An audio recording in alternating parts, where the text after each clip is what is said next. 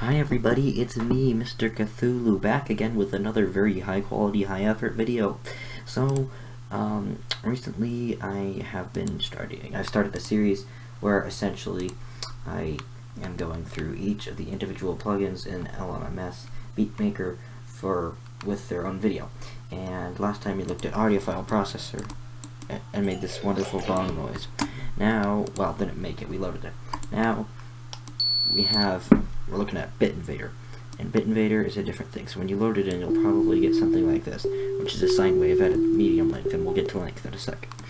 So essentially, the first thing that you'll probably notice is it's just a simple wavelength loader. So if you look up here at the wavelength, you can see it's loading a sine wave. If we click on the triangle, it's a triangle. If we click on the saw, it's a saw. Square is square.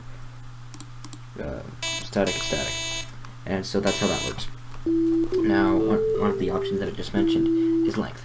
So you'll notice that if I turn the length way up, it sort of increases and adds more just like extra nothing.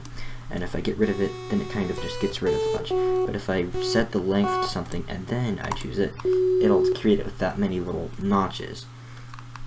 So you can see the individual little notches here. And these all make up the sine wave. However, you can set the amount of notches that the sine wave has, so it'll still generally make a sine wave, like this, just more or less precisely. So if I set it all the way down to here, there's 4 little notches. I'm not sure, there's probably an official term for those, I don't know it, but if you go all the way down, then you get this horrible noise. If you go all the way up, you get a really pure sine wave. I don't know if pure is the official term, but let's just look at it, it just looks a lot nicer compared to this. And if you set it to just 5, it gets a lot better. And then as soon as you set it to 9, it gets recognizable. Once you go up to like here, it gets like to be an actual sine wave. So that's the sine wave. And you can do the same with the triangle wave. So you like set it down to a lower wavelength, a lower length, and there's more notches, and then set it up, and there's less. Same with the saw wave, static, square. And one thing I neglected to mention earlier is that you can press this plus, and it brings you to a bunch of extra waveforms that you can add. For example, this hexagon sine thing, or this funky sine thing, or whatever this is. So you can use any of those. I just accidentally clicked on interpolation, and I'm about to talk about that. So as you can see, there are a bunch of little notches, and even if you turn it all the way up, you can still barely see that there are a couple little notches. And those are hard to get rid of if they're just little notches. But you can use the normalize button, and that'll essentially make space instead of having, so let's say, instead of having this little point here go down and then right, it'll just go straight down and right, and that's what interpolation does. It makes it smoother and softer. So that's what you can do with interpolation. You can use it to make a better sine wave. Same, it works with obviously triangle waves, saw waves, square waves. It makes it kind of weird, but it still works. Obviously with static, and static is kind of weird, but whatever. And there's another option over here, which is the soften option. And this option can be used it seems kind of self-explanatory. I think it's actually smooth, but I call it soften just because it has an S, and that seems to make sense to me. And so if we press this S, you can see that these edges on the triangle wave are sort of getting smoother. Hang on, let me check, just make sure I'm recording. Sorry, one of my greatest fears is that I'm going to be recording a big thing, and I'm not going to turn out to be recording. Of course, this isn't a big thing, but whatever. So you can press soften, and this gets a lot smaller and smaller and smaller and smaller until it's really small. It's most obvious on something like a static wave, where you can really see how it goes from like that sharp, noisy sound to sometimes like a now sound, and you can definitely use that in your song as opposed to, or at least try to, as opposed to like that sounds a lot worse than this. And that's what that does. And the final option we can choose here is normalize.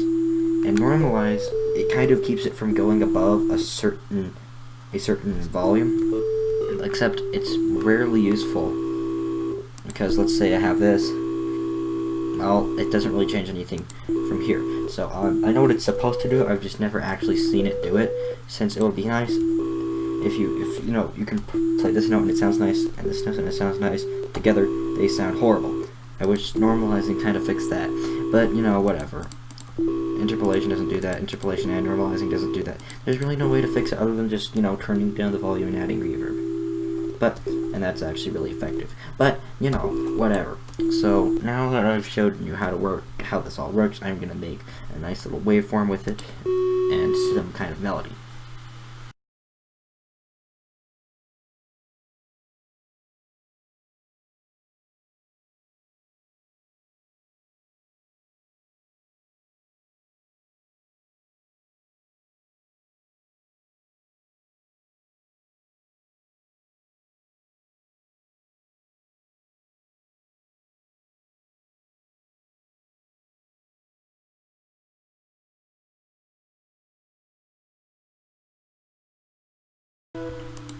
So I've taken a couple minutes and I've created this nice little, these nice little chords to go with our original melody.